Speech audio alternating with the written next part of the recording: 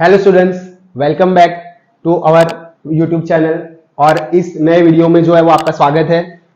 और इस वीडियो में जो है वो हम पार्ट 2 डिस्कस करने वाले हैं अपना केमिकल रिएक्शन और इक्वेशन का। तो लास्ट वीडियो जो पार्ट 1 है उसमें हमने जो बेसिक इंट्रोडक्शन है केमिकल इक्वेशन में डीकंपोजिशन रिएक्शन का वो देखा था। और हमने देखा था कि डीकंपोजिशन रिएक्शन 3 टाइप की होती है।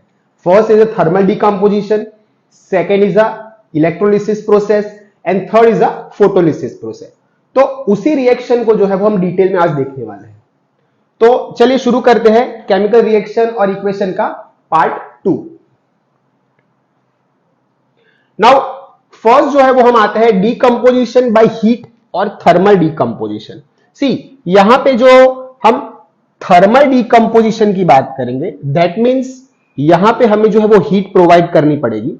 ठीक है, तो हीट प्रोवाइड करने से जो आपका रिएक्टेंट है वो 2 या 2 से ज्यादा सब्सटेंस में डिवाइड होगा। So it is called a thermal decomposition. Means thermal decomposition में हीट आपको प्रोवाइड करनी है। तो यहां पे लिखा है कि सबसे पहली इक्वेशन जो है वो हम कैल्शियम कार्बोनेट की लेंगे कि कैल्शियम कार्बोनेट जो है हमारा, अगर उसको जब हीट करेंगे तो डीकंपोज होके हमें calcium oxide and carbon dioxide, ये 2 सब्सटेंस जो है वो डीकंपोज होंगे। तो let us write the equation. तो calcium carbonate that is the CaCO3, ये हमारा कैल्शियम कार्बोनेट है। और जैसे मैंने प्रीवियस वीडियो में बताया था, ये कैल्शियम कार्बोनेट जो है वो एक्चुअली मार्बल का फॉर्मूला है। ठीक है, तो उसको हम अगर डिकंपोज करेंगे, सी आप यहां पे हीट लिख सकते हो या तो सिंपली आप ट्राइंगल का सिंबल बना सकते हो, दोनों वैलिड है। ठीक है, तो उसका डिकंपोज होके हमें मिलेगा calcium oxide plus carbon dioxide.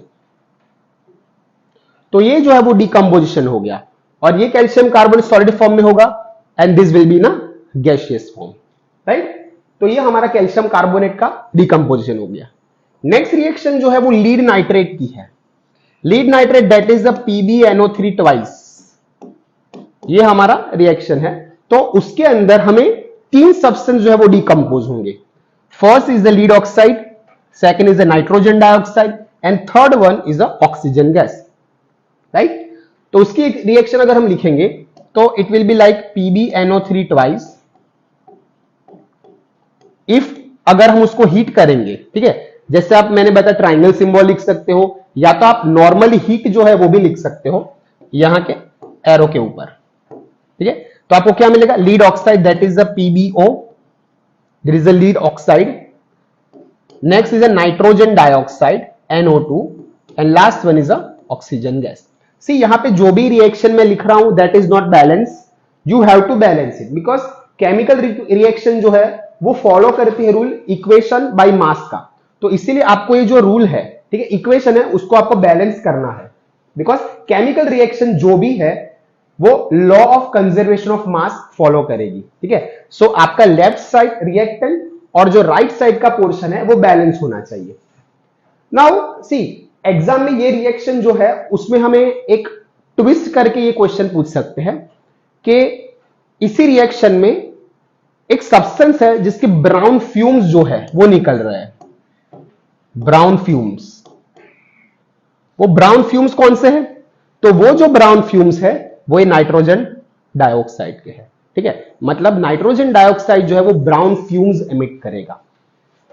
तो अगर सपोज करो आपको एग्जाम में बताए कि रिएक्शन के अंदर ब्राउन फ्यूम्स किस गैस के प्रोड्यूस हो रहे हैं, तो that is will be nitrogen dioxide, right. तो ये हमारी जो हो गई थर्मल डीकंपोजिशन बिकॉज इसमें हमें हीट प्रोवाइड करनी पड़ रही है। Now moving to next decomposition that is our decomposition by light. और इस डीकंपोजिशन को हम फोटोलिसिस डीकंपोजिशन भी बोल सकते हैं। फोटोलिसिस, सी फोटो मींस लाइट, और यहां पे जो लाइट की बात हो रही है वो हमारी सनलाइट की बात हो रही है। तो ये फोटोलिसिस डीकंपोजिशन में जो है वो हमें क्या करना है कि रिएक्टेंट जो है उसके ऊपर सनलाइट इंसिडेंट करनी है। और सनलाइट इंसिडेंट करने की वजह से क्या होगा कि आपका जो रिएक्टेंट है वो डीकंपोज हो जाएगा 2 प्रोडक्ट या तो 2 से ज्यादा प्रोडक्ट में डीकंपोज हो जाएगा, इसीलिए उसको बोलेंगे हम डीकंपोजिशन बाय लाइट। तो यहां पे हम फर्स्ट एग्जांपल लेंगे, जब सिल्वर क्लोराइड अगर उसको हम सन में रखेंगे तो सिल्वर क्लोराइड जो है वो सन के अंदर डीकंपोज होके आपके 2 सब्सटेंस जो है उसमें डिवाइड हो जाएगा। कौन से दो सब्सटेंस होंगे? तो first is a silver and second is a chlorine, formation of silver and chlorine gas. ठीक है, तो ये रिएक्शन कुछ ऐसी होगी, that is AgCl, this is our silver chloride. अगर उसको हम सनलाइट में रखेंगे तो हमारा जो है वो सिल्वर क्लोराइड जो है वो डिकम्पोज हो जाएगा और Ag प्लस Cl2, ठीक है, ये दो गैस में डिवाइड हो गया। ये क्लोरीन जो है वो गैस है, वो जो है वो इवापोरेट हो जाएगा और Ag जो है वो सब्सटेंस जो हमारी चाइना डिश होगी उसमें रह जाएगा। और आप देख सकते हो कि जो सिल्वर क्लोराइड है, ठीक है, वो इनिशियली ग्रे कलर का सब्सटेंस होता है और after decomposition that will turn into whitish substance. तो इस डिकम्पोजिशन जो रिएक्शन है उसके अंदर हमें जो है वो फोटोलिसिस डिकम्पोजिशन, दैट मींस हमें जो फोटो है, फोटो दैट मींस लाइट, यहां पे सनलाइट की बात हो रही है, तो ये सनलाइट जो है वो हमें रिएक्टेंट पे इंसिडेंट करनी है और इंसिडेंट करने के तुरंत बाद क्या होगा कि आपके जो प्रोडक्ट्स है वो रिलीज होंगे। तो यहां पे पहली जो रिएक्शन है वो हमारी है सिल्वर क्लोराइड। ठीक है, सिल्वर क्लोराइड जो है वो इनिशियली व्हाइट कलर का जो है वो शाइनी अपीयरेंस वाला एक पाउडर सब्सटेंस होता है। ठीक है, तो उसको क्या करना है, हमें चाइना डिश में रखना है। तो चाइना डिश में रखेंगे और सनलाइट में रखेंगे तो आफ्टर सम टाइम ये जो सिल्वर क्लोराइड है that will turn into greyish powder, तो ग्रेइश पाउडर में कन्वर्ट हो जाएगा। तो ऐसा क्यों होगा? तो ऐसा इसीलिए होगा बिकॉज सिल्वर क्लोराइड का डिकम्पोजिशन हो गया और उसमें से सिल्वर और क्लोरीन गैस दो अलग हो गए। क्लोरीन गैस जो है वो गैस वेपर फॉर्म में था तो वो उड़ गया वहां से और हमारी जो डिश थी उसमें सिल्वर बच गया। तो ये जो रिएक्शन है उसको हम कैसे लिख सकते हैं? तो this reaction will be written like AgCl, it gives, यहां पे हम लिखेंगे सनलाइट, बिकॉज जो भी मीडियम जो है वो हम उसको दे रहे हैं, जैसे इलेक्ट्रिसिटी है या हीट है, वो हमेशा एरो पे लिखा जाता है। तो Ag प्लस Cl2, तो ये Cl2 जो गैस है वो वेपर फॉर्म में होगा, इसलिए वो जो है वो चाइना डिश से उड़ जाएगा और ये जो सिल्वर है that will remain in the dish और इसीलिए आपका जो व्हाइट कलर का पाउडर है वो ग्रे कलर का हो गया। तो it is a decomposition reaction. दूसरी डिकम्पोजिशन जो रिएक्शन है वो है सिल्वर ब्रोमाइड वाली। ठीक है, सिल्वर ब्रोमाइड में जो है वो क्या होगा, तो सेम सिल्वर क्लोराइड जैसा कि अगर आप AgBr को सनलाइट में रखोगे तो सनलाइट में रहने की वजह से AgBr जो है उसका Ag और Br2 में डिवीजन मतलब डिकम्पोजिशन हो जाएगा और ये Br2 अगेन ब्रोमीन गैस है तो वो अगेन जो है वो रिलीज हो जाएगा वेपर फॉर्म में। और ये जो रिएक्शन है उसका एक स्पेशल एप्लीकेशन है, पूछ सकते हैं एग्जाम में कि सिल्वर ब्रोमाइड का जो डिकम्पोजिशन रिएक्शन है उसकी एप्लीकेशन क्या है। तो ये जो सिल्वर ब्रोमाइड है that will use in black and white photography, जब ब्लैक एंड व्हाइट फोटोग्राफी चलती थी तो इसका वो एप्लीकेशन है। ठीक है, तो ये ब्लैक एंड व्हाइट फोटोग्राफी में सिल्वर ब्रोमाइड यूज होगा। तो ये हमारी हो गई decomposition by photolysis. Now moving to next, that is the displacement reaction. See यहां पे मेरी डिकम्पोजिशन रिएक्शन सारी ओवर हो गई है, अभी आएगा डिस्प्लेसमेंट रिएक्शन। ठीक है, तो डिस्प्लेसमेंट रिएक्शन जो है दैट नेम इटसेल्फ सजेस्ट कि आपका जो रिएक्टेंट है, ठीक है, उसमें से जब प्रोडक्ट बनेगा तो वो डिस्प्लेस हो जाएगा। डिस्प्लेस मतलब कि अपनी प्लेस से हट जाएगा। सी हम एक एग्जांपल के थ्रू समझते हैं। लेट्स से हमारे पास AB प्लस C है। ये एज वी नो कि हमेशा पहला एटम पॉजिटिव सेकंड नेगेटिव होता है और ये अकेला है तो न्यूट्रल होगा। तो हमेशा क्या होगा कि ये जो है इसके साथ कंबाइन हो जाएगा, AC बन सकता है, BC भी बन सकता है। ठीक है, तो AC प्लस ये जो B है वो अकेला हो जाएगा, वो एक न्यूट्रल एलिमेंट बन जाएगा। ठीक है, मतलब यहां पे क्या हुआ कि A डिस्प्लेस होके C के पास चला गया और B अकेला था, वो अकेला रह गया। तो यहां पे डिस्प्लेसमेंट जो है मतलब जो अपनी प्लेस जो चेंज की है वो वन टाइम चेंज की है। ठीक है, तो इसीलिए इस रिएक्शन को हम सिंगल डिस्प्लेसमेंट रिएक्शन भी बोल सकते हैं, सिंगल डिस्प्लेसमेंट रिएक्शन। ठीक है, क्योंकि यहां पे एक बार पोजीशन चेंज हुई। नाउ आपके मन में क्वेश्चन आ रहा होगा कि सर सारी एलिमेंट्स या तो सारे कंपाउंड डिस्प्लेसमेंट रिएक्शन कर सकते हैं, उसमें हमें कुछ देखना होता है। तो यहां पे एक चीज का खास ख्याल रखना है आपको कि जो भी डिस्प्लेसमेंट रिएक्शन है उसके अंदर जो एलिमेंट्स है वो मोर रिएक्टिव एलिमेंट हमेशा लेस रिएक्टिव को डिस्प्लेस करेगा। फॉर एग्जांपल यहां पे अगर हम बात करें कि हमारे पास लेट से एक है कॉपर सल्फेट, ठीक है, और ये हमारा है जिंक Zn। तो यहां पे हमें पहले देखना है कि ये जो दो एलिमेंट है हमारे पास, एक तो कॉपर एलिमेंट है और दूसरा हमारे पास जिंक है, ठीक है। तो ये दोनों में से ज्यादा रिएक्टिव कौन सा है? नाउ सी, ये रिएक्टिविटी सीरीज जो है वो अभी तक आपको आई नहीं है, that will come in a third chapter, metal and non metal. तो आप उस चैप्टर में जो है वो रिवाइज कर सकते हो। वो वहां पे एक टेबल दिया है जहां पे more reactive metal to less reactive metal जो है वो सारी पूरा लिस्ट दिया हुआ है। तो उस लिस्ट में अगर आप फाइंड करोगे तो कॉपर जो है वो कम रिएक्टिव है as compare to zinc, that means zinc ज्यादा रिएक्टिव है।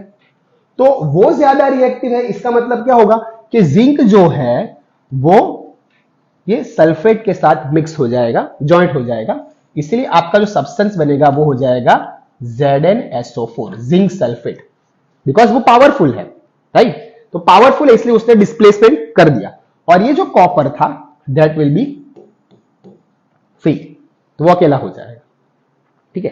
तो यहां पे इस डिस्प्लेसमेंट रिएक्शन में जो है वो हमने क्या देखा कि मोर पावरफुल डिस्प्लेसेस, ठीक है, लेस पावरफुल रिएक्शन। तो यहां पे लिखा है कि more reactive element replaces a less reactive element from the salt solution.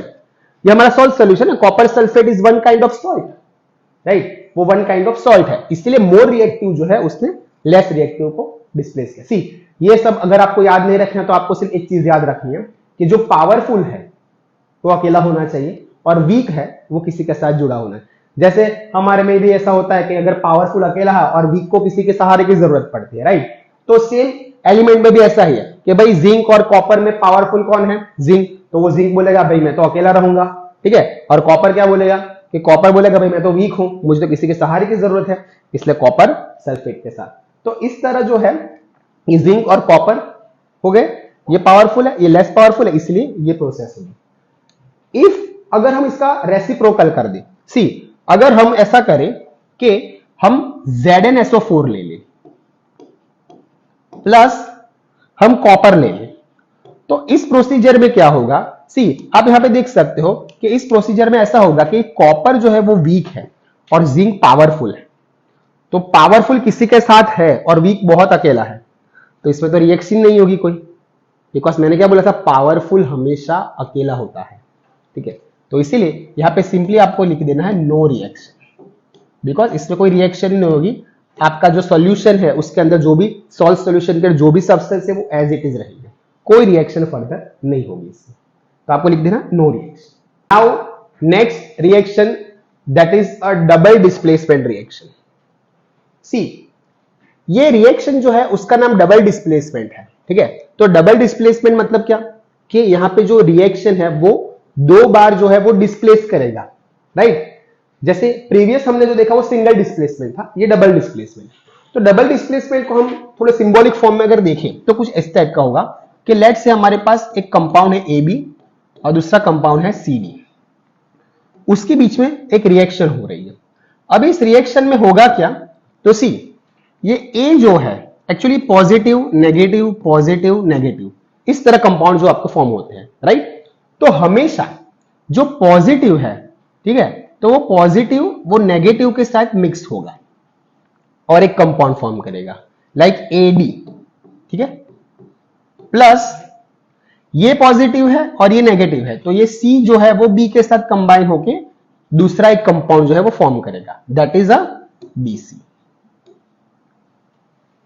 Ideally उसको CB लिखते हैं बिकॉज हमेशा फर्स्ट जो है वो पॉजिटिव आता है, सेकंड नेगेटिव आता है, ठीक है।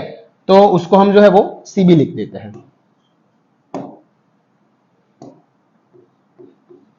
तो ये जो है वो डबल डिस्प्लेसमेंट हो गया। इसमें जो डिस्प्लेसमेंट है वो दो बार हो गया, ठीक है, एक A और D का भी हुआ और B और C का भी हुआ, तो इसलिए उसको डबल डिस्प्लेसमेंट रिएक्शन बोलते हैं।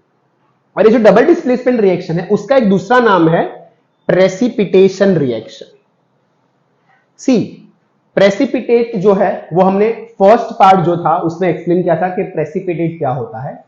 प्रेसिपिटेट मतलब इनसॉल्युबल सब्सटेंस, कि जब केमिकल रिएक्शन होती है तब केमिकल रिएक्शन जब होती है तो उससे जो सब्सटेंस बनते हैं उसमें कभी कभी जो व्हाइटिश सब्सटेंस होता है वो जो है वो बीकर के नीचे रहता है, जो इनसॉल्युबल होता है, वो फर्दर डिसॉल्व नहीं हो सकता, उसको हम प्रेसिपिटेशन रिएक्शन। तो जनरली डबल डिस्प्लेसमेंट में एक सब्सटेंस या तो आपका ये सब्सटेंस या तो आपका ये सब्सटेंस ऐसा बनेगा ही जो नीचे बीकर के नीचे पड़ा रहेगा, दैट इज अ प्रेसिपिटेट। तो यहां पे हम एक रिएक्शन लेंगे और वो रिएक्शन जो है वो कुछ ऐसी है कि लेट से हमारे पास एक सब्सटेंस है that is one compound BaCl2, barium chloride, उसकी हम रिएक्शन करेंगे Na2SO4 के साथ। It is called a sodium sulphate. यहां पे हम नाम लिख देंगे that is a barium chloride is a sodium sulphate, ठीक है। तो उसकी जो रिएक्शन होगी उसमें डबल डिस्प्लेसमेंट में होगा क्या, सी जैसे मैंने बताया था कि प्लस माइनस मतलब ये प्लस होगा, ये माइनस होगा, ये प्लस होगा, ये माइनस होगा, तो प्लस हमेशा माइनस के साथ अट्रैक्ट होगा, तो ये Ba जो है वो SO4 के साथ अट्रैक्ट हो जाएगा, मतलब Ba और ये नेगेटिव SO4 के साथ चला जाएगा, तो हमारा हो जाएगा BaSO4। So it is a barium sulphate, ठीक है। और दूसरा जो बनेगा दैट विल बी, ये प्लस है और ये माइनस है, तो Na2 और Cl2 मतलब NaCl, सोडियम क्लोराइड, ये आप सबको पता ही है, ठीक है। तो सोडियम क्लोराइड फॉर्म होगा। तो इसमें होगा क्या कि आपका जो BaSO4 है, ये सब्सटेंस जो है ये आपका जो है वो प्रेसिपिटेट है, बिकॉज ये जो सब्सटेंस है वो आपकी जो बीकर होगी या जो टेस्ट ट्यूब होगी उसके अंदर ऐसे कैसे पड़ा रहेगा, इनसॉल्युबल, ठीक है, मतलब ये इनसॉल्युबल है। और आपका NaCl जो है दैट तो पता ही है हमें कि वो पानी में डिसॉल्व हो जाता है, ठीक है। तो BaSO4 जो है वो ऐसे का ऐसे पड़ा रहेगा और NaCl जो है वो लिक्विड में रहेगा, तो इसमें प्रेसिपिटेट ये हुआ, ठीक है, इसीलिए उसको हम प्रेसिपिटेशन रिएक्शन बोलते हैं, राइट। तो ये हमारी हो गई डबल डिस्प्लेसमेंट रिएक्शन। नाउ इसके बाद जो है वो हमारी एक और रिएक्शन है that will be oxidation reduction reaction, और उसके बाद जो है वो हम देखने वाले हैं कि ऑक्सीडेशन रिडक्शन का प्रैक्टिकल लाइफ एप्लीकेशन क्या है, दैट विल बी कोरोजन और रेंसिडिटी। वो जो है वो हमारे नेक्स्ट वीडियो में कवर होगा पार्ट 3 में। तो अगर आपको वीडियो अच्छा लगा हो तो आप अपने फ्रेंड के साथ शेयर करके, सब्सक्राइब करके और कमेंट जरूर कीजिएगा। अगर आपको कोई भी डाउट है वीडियो में तो आप हमें कमेंट करके बता सकते हैं।